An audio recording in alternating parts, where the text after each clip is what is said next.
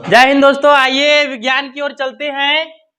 कक्षा 8 का lesson number 8, chapter का नाम किशोरावस्था की ओर। अब हम लोग जानेंगे किशोरावस्था आखिर कहते किसको है। ठीक है, अच्छा आप लोग फसल को देखे होंगे, है ना।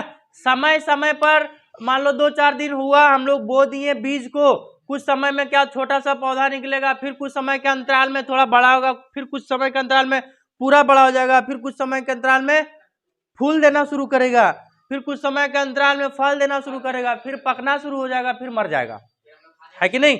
समय समय पर हर चीज उसमें चेंज होते रहता है। सेम टू सेम एक हम लोग देखेंगे इंसान में। किसमें देखेंगे जी?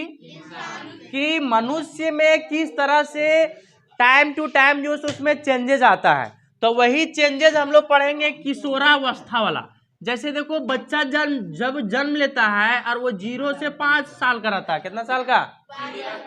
मतलब जन्म लिया और 5 साल, इसके बीच का जो अवस्था होता है इसको बोलते हैं हम लोग शैशवावस्था। क्या कहते हैं? वही अगर 5 साल से लेकर के 11 साल तक है, ठीक है, तो 11 साल तक में क्या बोलेंगे उसको?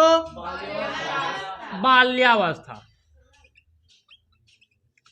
वही अगर फिर 11 साल से लेकर के हम लोग 19 साल तक ले ले, तो वही चीज होता है हमारा किशोरावस्था, जिसमें ढेर सारा चेंजेज आता है हमारे शरीर के अंदर, शरीर के बाहर। ठीक है, यही हम लोग किशोरावस्था हम लोग पढ़ने वाले। इसके बाद भी देख ही लेते हैं, 19 साल से लेकर के करीब 40 साल तक हमारा होता है युवावस्था, है ना। और वही 40 से ऊपर ले ले तो 40 से लेकर लगभग 60 तक हमारा हो जाएगा प्रौढ़ावस्था। और वही 60 से अगर ऊपर ले ले, ऊपर तक एकदम, जब तक ऊपर ना चल जाए तब तक आ जाएगा हमारा वृद्धावस्था, अनलिमिटेड तक, जब तक जिंदा रहेगा तब तक वो क्या कहलाएगा? वृद्धावस्था। तो हम लोग मेनली पढ़ने वाले हैं 11 से लेकर के 19 साल के बीच में कि किस किस तरह का चेंजेज आता है और क्या क्या होता है। ठीक है, इसका नाम हम लोग का किशोरावस्था। चलिए, तो देखिए किशोरावस्था में क्या क्या परिवर्तन आता है, मुझे आप लोग बताओगे कि ये परिवर्तन किस में होता है? लड़कों में होता है या लड़कियों में होता है या दोनों में होता है? नहीं, हम पूछेंगे तब बताना, ठीक है। अब मुझे बताओ, आवाज भारी हो जाना, आवाज भारी लड़का लोग का होता है या लड़की लोग का होता है?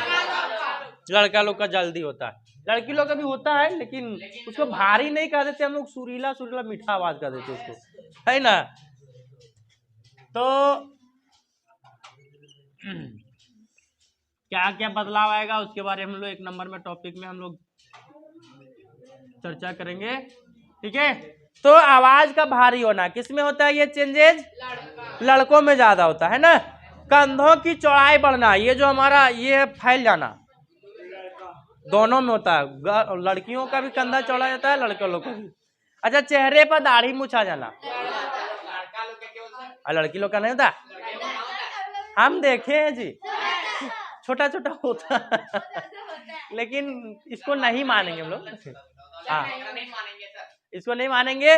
दाढ़ी मूछ सिर्फ आता है किन लोग का? लड़कों का। अच्छा, आवाज का सुरीला हो जाना, लड़का लोग का आवाज कभी सुरीला नहीं हो सकता, फटा हुआ स्पीकर आएगा सबका आवाज है ना। नेक्स्ट है मांसपेशियों का विकास, मतलब मांस बढ़ना, दोनों का बढ़ता है, दोनों हेल्दी होता है।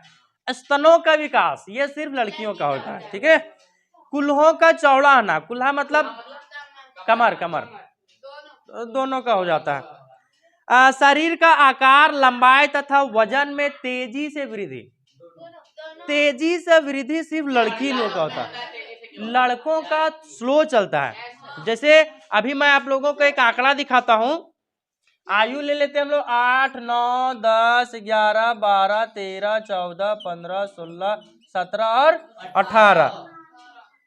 ये हो गया आयु। क्या हो गया जी? आयु किसमें? वर्ष में। किसमें आ गया? वही अगर 8 साल का आयु में लड़कियों में कितना चेंजेज आता है ना, लड़कों में कितना चेंज आता है, ये दोनों हम लोग देखेंगे। तो अगर 8 साल का उम्र है तो लड़कियों में जो है सो बहुत तेजी से विकास होता है और वो 77% तक विकसित हो जाती है। मतलब उन लोग का लंबाई या चौड़ाई या तो मांसपेशी का बढ़ना ये सब 77% तक बढ़ जाता है। वही लड़कों लोग का 72% ही बढ़ पाता, मतलब लड़कियों की अपेक्षा धीरे बढ़ा। ठीक है, वही 9 साल का उम्र में 81% है ये लोग का, ये लोग का फिर 84 है 10 साल में, फिर है 88, उसके बाद 91, 95, इस तरह करके बढ़ते बढ़ते 18 साल में इन लोग का 100% हो गया। उसी तरह लड़कों लोग का अगर ले तो 72, 75, 78, 81 इस तरह करके बढ़ता है लोग का। ठीक है, और लास्ट में जब 18 साल होता है तब इन लोग का भी 100 साल हो जाता है। मतलब देखो कि यहाँ इन लोग 77 तब इन लोग 72। हाँ, कभी तुम लोग देखना जो सेम उम्र का होगा तुम्हारे, अगर तुम लोग का अभी हो रहा होगा वो मान लो 13-14 साल, तो जो तुम्हारे एज का जो लड़की होगी 13-14 साल की, वो तुमसे ज्यादा बड़ी हो गई होगी, ज्यादा लंबी हो गई होगी और ज्यादा तुमसे मोटी हो गई होगी।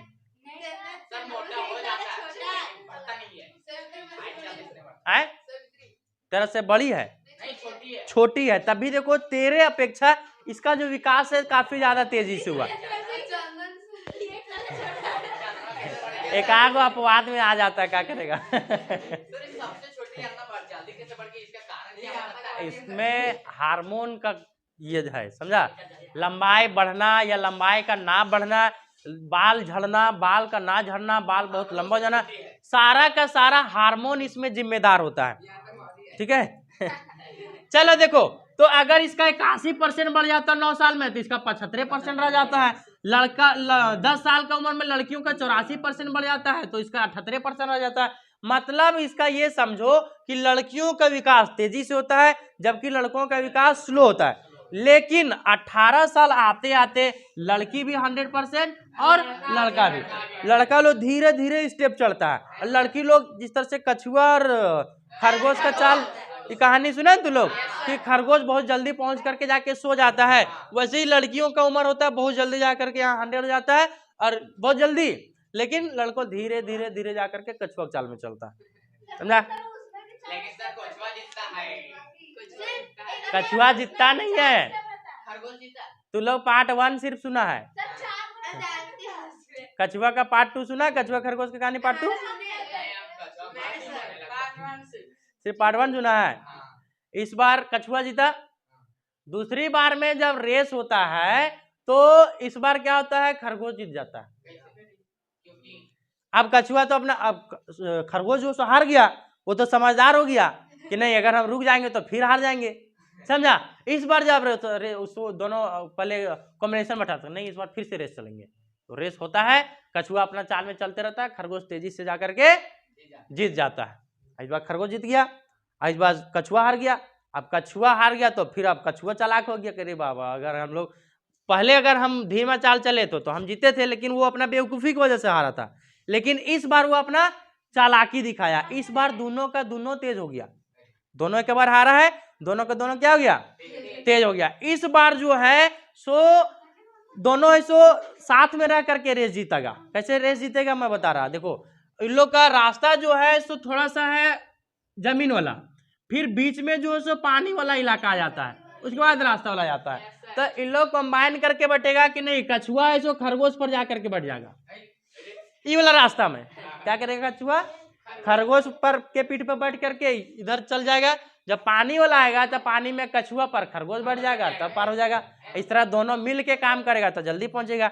इसीलिए तुम लोग को कहा जाता है कि टीम मेट का जो काम होता है ना वो बहुत जल्दी होता है, टीम स्पिरिट वाला। मतलब अगर हम लोग काम करते हैं टीम के साथ, ग्रुप के साथ काम करते हैं तो वो काम हमारा बहुत जल्दी हो जाता है। समझ में आई बात? इसलिए कभी भी कोई काम करो तो किसी दल के साथ करो। शरीर का लंबाई, आकार ये सब हम लोग देख लिए। उसके बाद आता है जल्दी जल्दी भावनाएं बदलना। जैसे देखो अट्रैक्शन बढ़ना शुरू हो जाएगा, अभी तुम लोग का नहीं, तुम लोग का उम्र जब बढ़ेगा ना तो गर्ल्स में बॉयज में इस तरह से अट्रैक्शन बढ़ना शुरू हो जाता है ना। तो ये भी भावना कब आता है, इसी उम्र में 11 से लेकर के 19 तक में। इस उम्र में अगर संभल गया तो लाइफ सेटल हो जाएगा। अगर इस उम्र में नहीं संभल पाया तो लाइफ समझ लो बर्बाद समझा। तो कोशिश करो कि इस उम्र तक हमको कोई गलत कदम उठाना नहीं है, समझ आया।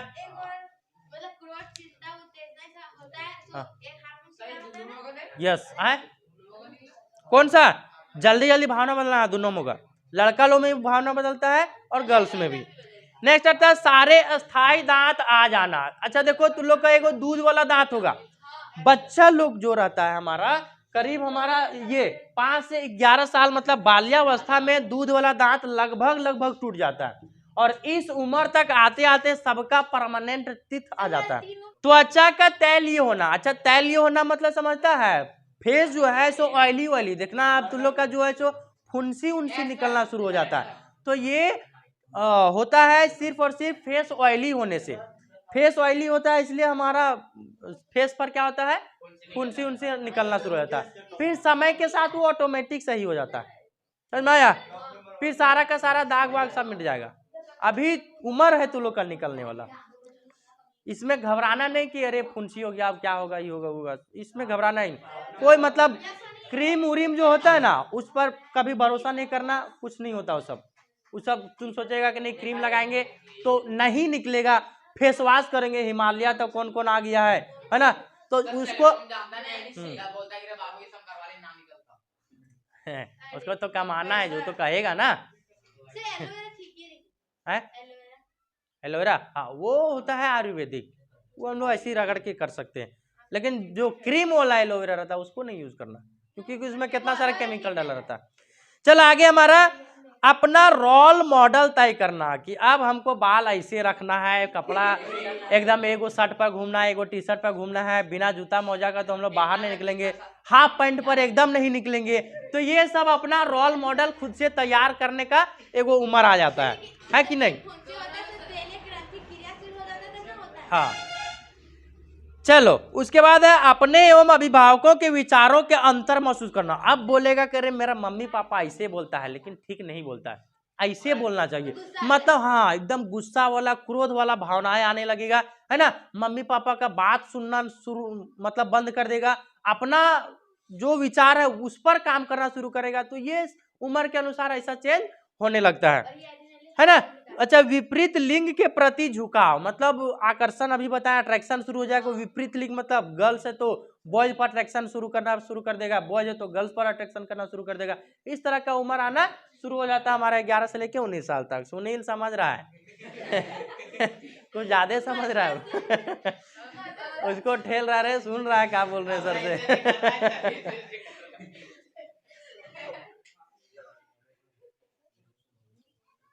चलो तो इस अवस्था में क्या होता है, किशोरावस्था में जितना भी हमारा जनन अंग होता है, जितना भी जनन अंग होता है ये हमारा परिपक्व होना शुरू कर देता है। इस अवस्था में क्या होता है, जो टीनेजर्स होते हैं इन लोगों का आवाज भी चेंज होता है। अच्छा आवाज चेंज होने का एक रीजन है, वो होता है हमारा कंठमणि, है ना, एडम्स एप्पल जिसको हम लोग कहते हैं।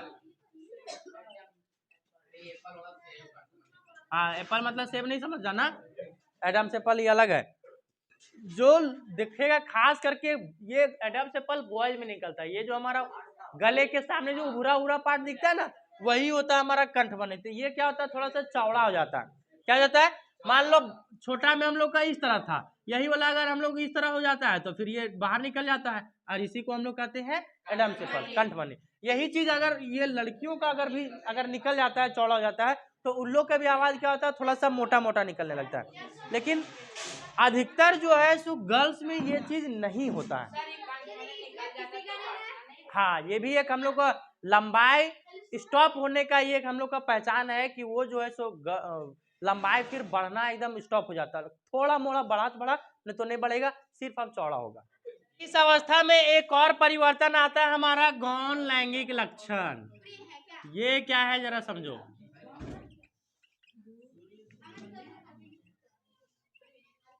देखो इस लक्षण में क्या होता है कि लड़कों और लड़कियों के बीच में तुम कैसे डिफरेंट जानेगा कि कौन गर्ल्स है कौन बॉयज है। तो इसको जानने के लिए देखेंगे उसका फेस, देखिएगा लड़कों में दाढ़ी मूछ आ रहा है, है कि नहीं? लड़कियों में नहीं आ रहा है। उसके साथ साथ क्या होता है कि लड़कियों में स्तनों का विकास होने लगता है, लड़कों में जबकि वैसा नहीं होता है।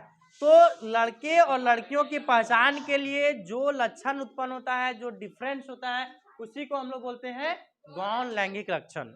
चलो अब देखते हैं हम लोग हार्मोन के बारे में। किसके बारे में देखेंगे जी? हार्मोन। तो अभी मैं बताया कि लंबाई बढ़ना है तो उसके लिए अलग हार्मोन्स उत्तरदायी रहेगा, है कि नहीं? लंबाई नहीं बढ़ रहा उसके लिए भी हार्मोन्स ही उत्तरदायी है। जनन तंत्र को परिपक्व करना है तो उसके लिए भी हम लोग का हार्मोन ही जिम्मेदार होता है। तो आखिर हार्मोन ये है क्या? तो ये एक तरह के एक रासायनिक पदार्थ होता है। क्या होता है जी? रासायनिक पदार्थ जो अंतःस्रावी ग्रंथियों द्वारा स्रावित किया जाता है यौनारंभ के साथ ही विरिसन पुरुष हार्मोन। अच्छा, एक हार्मोन आता है हमारा पुरुष हार्मोन और मादा हार्मोन। ये हमारा नर हार्मोन है। नर हार्मोन का नाम टेस्टोस्टेरोन। ये क्वेश्चन आता है आप लोगों का 1 नंबर में। और वही अगर मादा हार्मोन का नाम पूछो तो एस्ट्रोजन, है ना? ये दोनों हार्मोन जो है सो अलग अलग है, जो कि नर और मादा दोनों अलग अलग में पाया जाता है। हार्मोन का सबसे पहले खोज किया था कौन पता है? बेलिस एवं स्टार्लिंग। 2 गो वैज्ञानिक था, अर्नस्ट स्टार्लिंग और बिलियस बेलिस ने। ये 2 कोई इसका हार्मोन का खोज किया था 1902 में। इसका अवधारणा को स्पष्ट किया 1905 में। मतलब 3 साल लगा इसको कंफर्म करने में कि नहीं सच में ये ऐसा होता है। सो हाँ, सबका अलग अलग होता, बताए तो।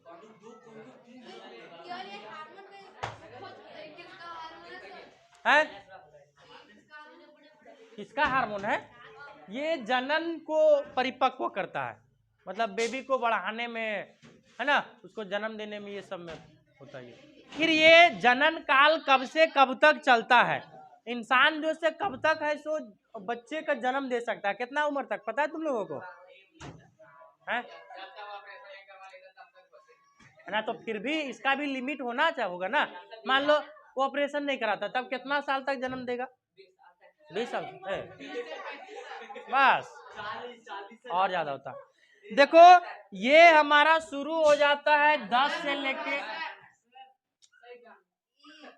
10 से 12 साल से ये शुरू हो जाता है और लगभग रहता है 40 से लेके 45 से लेके 50 तक। इतना उम्र तक जो है सो कोई भी जन्म दे सकता है। हाँ, युवावस्था तक ही। एक होता है ऋतुस्राव, है ना जी, और इसका समय अंतराल होता है 28 से लेकर के 30 दिन तक, जिसको हम लोग पीरियड के नाम से जानते हैं। और ये जो ये गर्ल्स में पाया जाता है, लड़कियों में, ठीक है, मादा के शरीर में होता है ये। और ये हमारा शुरू हो जाता है करीब किशोरावस्था से लेकर के कितना साल तक? लगभग 45 से 50 साल तक ये होता है। चलिए आगे देखिए जी, आता है कि इस माहवारी जो ऋतुस्राव होता है इससे बचाव हम लोग कैसे कर सकते हैं? तो देखो वर्ष 2013 में यूनिसेफ द्वारा किए गए अध्ययन में पाया गया कि झारखंड राज्य में 28% किशोरियां सैनिटरी पैड का उपयोग करती हैं, जिनमें 62% इसे जमीन में गाड़ देती है, जबकि 26% इसे खेतों, तालाबों या तो खुली जगहों में फेंक देती है। देखो एक तो लोग पैड का नाम सुना होगा, जैसे कौन कौन कंपनी का आता है? हाँ बस वही स्टे फ्री तुम लोग सुना होगा, है ना? स्कूल में मिला था ना, और सबको मिलता है। तो 2013 में जब इसका किया गया था, हमारा सर्वे किया गया था, तो 100% में मात्र 28% इसका उपयोग करती है। कितना प्रतिशत? 28% उपयोग करती है, और बाकी 62% जो है इसको जमीन में गाड़ देती है। 62% क्या करती है? प्रतिशत हिंदी में, इंग्लिश में परसेंट, अभी तक नहीं पता इसको। इसको फेंकना सही नहीं माना जाता, समझा? और 26% इसको खुली जगहों पर फेंक देता। हाँ, कहीं भी फेंक दिया, समझा? तालाब में या खेत उत में, मैदान में, ठीक है।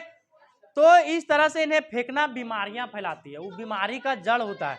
मान लो उसको यूज हो जाता ना, यूज होने के बाद समझो वो एक बीमारी का जड़ है, तो उसको हम लोग को कहीं भी फेंकना नहीं चाहिए, या तो वातावरण को प्रदूषित करता है ना, पोल्यूट करता है। तो इसके लिए झारखंड सरकार के द्वारा कुछ महत्वपूर्ण कदम उठाया गया। विद्यालयों में सैनिटरी पैड का निःशुल्क वितरण किया जा रहा है। देखो स्कूल वगैरह में मिलता होगा, तो लोग को नहीं मिलता होगा, लड़के लोग को मिलता। उपयोग किए गए सैनिटरी पैड के उचित निपटान के लिए भस्मीकरण यंत्र की व्यवस्था की गई। मतलब एक डब्बा बना दिया जाएगा, उसमें डाल करके उसको जला दिया जाता है, हाँ भस्म कर दिया गया। साधारणतः क्या है कि इन सिनेरेटर में बालिका शौचालय में लगी व्यवस्था होती है। शौचालय के अंदर की दीवार से खुला स्थान बनाया जाता है, जिसके बाहर से दीवार खड़ी कर घेर दी जाती है। खुले स्थान के बाहरी ओर में जाली लगा होता है। अंदर के खुले स्थान में सैनिटरी पैड डाली जाती है, जो जाली में जमा हो जाता है। उसके बाद इसको फिर क्या कर दिया जाता है, जला दिया जाता है, भस्म कर दिया जाता है। अच्छा एक बात तुम लोग ध्यान दिया होगा, तुम लोग नहीं ध्यान दिया होगा, जब ये पीरियड का टाइम आता है तो उस समय हम लोग रसोई का काम नहीं करते हैं। हाँ, रसोई मतलब खाना बनाने का या सब्जी उब्जी काटने का, ये सब काम नहीं किया जाता, ठीक है। अच्छा एक चीज तुम लोग पता लगाना है कि क्या यह सही है कि स्त्री में जनन काल की अवधि रजो दर्शन से रजो निवृत्ति तक ही होती है। रजो दर्शन मतलब जो यहाँ होता है फर्स्ट पीरियड वो, और रजो निवृत्ति मतलब जो हमारा आखिरी पीरियड होता है वो 50 या तो 45 से 50 के बीच कभी भी हो सकता है, ठीक है। रजो दर्शन और रजो निवृत्ति ये दो चीज है। फर्स्ट पीरियड हो गया उसको हम लोग रजो दर्शन बोलते हैं, और लास्ट पीरियड को हम लोग रजो निवृत्ति बोलते हैं, ठीक है। चलो अब आता है हमारा लिंग निर्धारण का। जैसे हम लोग कहते हैं कि मान लो कोई प्रेग्नेंट लेडी है तो उसका बेबी होगा, सो बच्चा होगा या बच्ची होगा, तो इसका लिंग का निर्धारण आखिर करता कौन है, तो कौन सा गुणसूत्र करता है, कोई तो होगा ना। तो मनुष्य के अंदर 23 जोड़ा मतलब 46 गो गुणसूत्र पाया जाता है। कितना को पाया जाता है, 46 गो मतलब 23 जोड़ा। ये भी क्वेश्चन तुम लोग को पूछा जाता है। उसी गुणसूत्र में नर में होता है एक गुणसूत्र XY और मादा में हमारा गुणसूत्र होता है XX। तो जब ये X और ये X मिला तो हमारा जो बच्चा होगा वो मादा ही होगा, मतलब होगा लड़की होगा, ठीक है।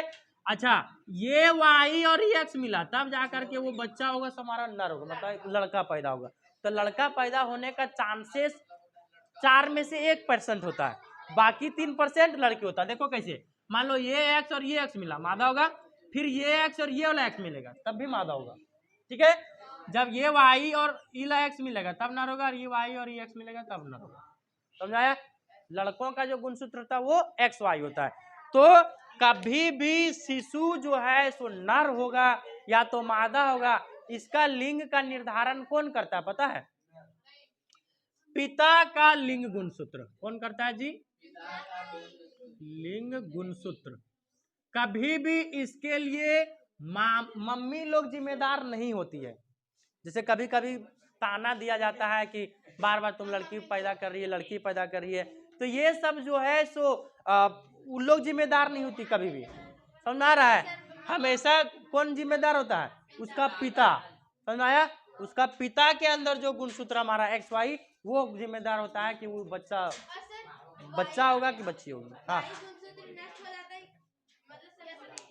नष्ट हो जाता है जब वो बच्चे, जैसे देखो हम लोग मान लो आलू बोए हैं, तो आलू बोए हैं तो पुराना वाला आलू सड़ ही नहीं जाता है जी, उसके पौधा निकल जाने के बाद वो सड़ गया, सड़ जाने के बाद उसके बाद फिर नया नया आलू होता है। हाँ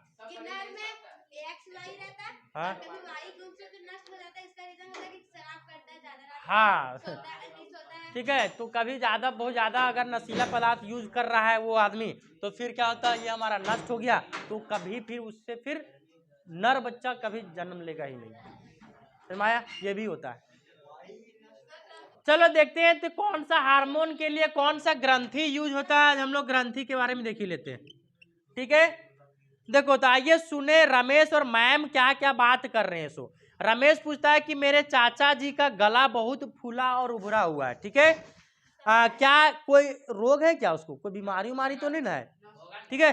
तो मैम कहती है हाँ तुम्हारे चाचा को घेंगा रोग है, वो जो है ना कुछ ज्यादा ही फूला हुआ है, तो क्या कैसा रोग है जी, घेंगा रोग है। अरे यह थायराइड ग्रंथि का रोग है, चाचा जी की थायराइड ग्रंथि से थायरॉक्सिन हार्मोन का उत्पादन सामान्य मात्रा में नहीं हो पाता। देखो यहाँ थायराइड ग्रंथि होता है, ठीक है, थायरॉक्सिन अगर यहाँ से अगर हमारा नहीं निकल पाएगा हार्मोन, तो फिर यही वाला चीज फूल जाता है। अगर सामान्य रूप से निकलते रहा तो फिर नॉर्मल, जिस तरह से थायराइड ग्रंथि यही रहता है। अच्छा, अब बोलती राधिका कि मैम मेरे नाना जी मैंने कहते सुना कि उन्हें मधुमेह रोग है। मधुमेह मतलब डायबिटीज का नाम सुना होगा तो लोग, डायबिटीज नहीं सुनी, शुगर शुगर है ना। तो यह रोग किस मैडम कहती है कि यह भी हार्मोन से संबंधित रोग है, जब अग्नाशय ग्रंथि इंसुलिन हार्मोन का उत्पादन पर्याप्त मात्रा में नहीं कर पाता है। इंसुलिन हम लोग का हार्मोन निकलता है जो हमारे पेट का अग्नाशय से निकलता है, ठीक है। तो वो इंसुलिन हार्मोन अगर पर्याप्त मात्रा में नहीं निकाल पाता है तो वो क्या हो जाता है, मधुमेह बीमारी से ग्रसित हो जाता है, बीमार पड़ जाता है, डायबिटीज हो जाता है उसको। अग्नाशय अब कहाँ दिखा दे, नहीं इसमें नहीं है, पाचन तंत्र मोले होगा उसमें होगा, नहीं रे अग्नाशय अलग होता है। हाँ देखो यहाँ छाप दिया रे, लेकिन उला रहता ना तो क्लियर ही दिखता। पाचन तंत्र वाला फिगर में दिखा देंगे, कभी लाना बता देंगे कौन अग्नाशय होता है, अग्नाशय ला। अच्छा चलो, तो आपको अनुभव होगा कि जब कभी आपके अभिभावक आपको किसी कारणवश डांटते हैं तो आप में गुस्सा की भावना आ जाता है, हमारा डांट भी है ना, तो गुस्सा आ जाता है। परंतु थोड़ी देर के बाद क्या होता है, गुस्सा शांत भी हो जाता है कि नहीं। तो परीक्षा के समय आप अपने आप को चिंतित महसूस करते हैं कि अब क्वेश्चन हम जान नहीं रहे, पढ़े नहीं, आखिर लिखे तो लिखे क्या इस क्वेश्चन में, चिंता होने लगता है ना। परीक्षा खत्म होते ही आप बहुत हल्का महसूस, अब खत्म, टेंशन खत्म, माथा का बोझ खत्म हो गया हाँ समझा। तो क्या ये सभी परिस्थितियां में किसी न किसी हार्मोन के द्वारा प्रभावित होता है या नहीं होता है? तो हाँ, इनमें सभी एक हार्मोन योगदान होता है जिसका नाम है एड्रीनेलिन। जितना भी गुस्सा का भावना है, चिंता का भावना है, ये सब कौन करके रखता है, एड्रीनेलिन। और यह एड्रीनल ग्रंथि द्वारा साबित होती है। एड्रीनेलिन क्रोध, चिंता, उत्तेजना की अवस्था में तनाव की संयोजन का कार्य करता है। थायराइड एड्रीनल ग्रंथि पीयूष ग्रंथि द्वारा स्रावित होता है, जो कहाँ होता है, हमारा मस्तिष्क में। अच्छा, पीयूष ग्रंथि वृद्धि हार्मोन का भी कारण है, जो लंबाई हम लोग का बढ़ता है या नहीं बढ़ता है, ये भी कौन स्रावित करता है, पीयूष ग्रंथि।